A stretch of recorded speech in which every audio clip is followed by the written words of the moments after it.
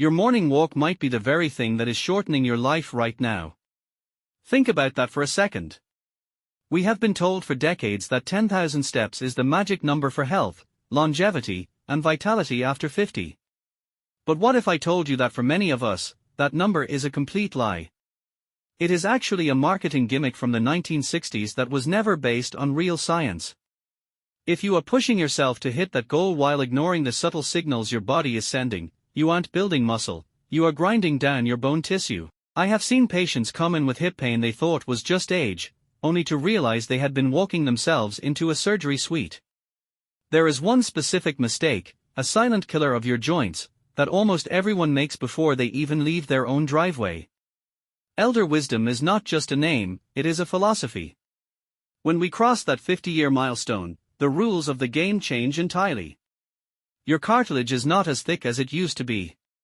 Your recovery time slows down. Your balance, though you might not want to admit it, is not what it was at 30. Most people think they can just walk it off, but that mentality is dangerous. Walking is the most natural thing in the world, yet we have managed to turn it into a mechanical disaster. Have you ever noticed how your lower back aches after just 20 minutes on the pavement? That is not a sign of a good workout. It is your spine screaming for help. Here is the thing, most of the damage is not happening because you are walking too much. It is happening because of how you are doing it. I know what you are thinking. You think your shoes are fine because they are comfortable. But comfort is a deceptive trap. Many people over 50 choose shoes with too much cushioning, thinking they are protecting their knees. In reality, that thick foam disconnects your brain from the ground. Your feet have thousands of nerve endings that need to feel the surface to maintain balance. When you muffle that feedback, your brain gets confused. It starts overcompensating, causing your ankles to roll and your knees to take the brunt of every impact. Actually, forget everything I just said about the shoes for a moment because there is something even worse happening at the other end of your body. Most people walk while looking down at the path ahead. This simple tilt of the head adds nearly 30 pounds of pressure to your cervical spine, crushing your discs with every single step. Let's talk about the pace for a moment. You see people power walking through the park, arms swinging wildly, faces red with effort. They think they are burning fat, but they are actually spiking their cortisol levels to a point that triggers inflammation. After 50, chronic inflammation is the enemy. It leads to heart disease, cognitive decline, and metabolic stall. If you can't hold a full conversation while you walk, you are going too fast. You are stressing a system that is already trying to manage the stresses of aging. Wait, I should clarify something. I'm not saying you should crawl. I am saying that the intensity trap is destroying your cardiovascular benefits. We will get to the heart-saving technique in a second, but first, we need to address the most common mistake of all, the daily grind. This is going to sound crazy to most people. Here is the mid-roll twist you weren't expecting: walking every single day might be your biggest mistake. I know, every doctor tells you to stay active daily. But your body needs repair windows more than it needs movement windows. When you walk on tired muscles, your form collapses. You start shuffling. You start leaning forward. You begin to strike the ground with your heel in a way that sends a shockwave straight up to your lower back. If you don't take at least 1 or 2 days off to focus on mobility and stretching, you are just building a house on a shaky foundation. I have seen more injuries from daily walkers than I have from weekend warriors. It is about quality, not the quantity of days on the calendar. Your body is not a machine that never needs oiling, it is a biological system that requires deep rest. Have you ever noticed your arms when you walk? Most people let them hang like dead weights or they pump them like they are in an Olympic sprint. Neither is right. Your arm swing is actually the steering wheel for your hips. When your arms are stiff, your hips have to work twice as hard to rotate. This leads to a tight psoas muscle, which pulls on your spine and causes that nagging ache you feel in bed at night. I want you to try something next time you are out. Keep your elbows at 90 degrees and let them move naturally from the shoulder. It sounds simple, but this one adjustment can take 50% of the strain off your lower back. It is a secret most physical therapists won't tell you because it is too simple to charge for. But the stakes are high here. But it gets worse. Let's talk about the surface you are walking on. Concrete is the enemy of the aging skeleton. It has zero give.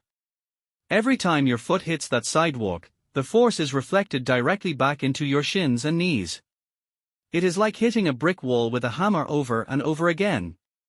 If you can find a dirt path, a track, or even a grassy field, your body will thank you. The slight instability of natural ground actually forces your smaller stabilizer muscles to wake up. This prevents falls. Falls are the leading cause of injury for our age group, yet we spend all our time on perfectly flat, hard surfaces that put those stabilizer muscles to sleep. You are literally training your body to be fragile. You need to challenge your balance, not just your endurance. I shouldn't even be telling you this because it goes against the grain, but your breathing is probably wrong too. Most people are chest breathers, especially when they are trying to maintain a brisk pace.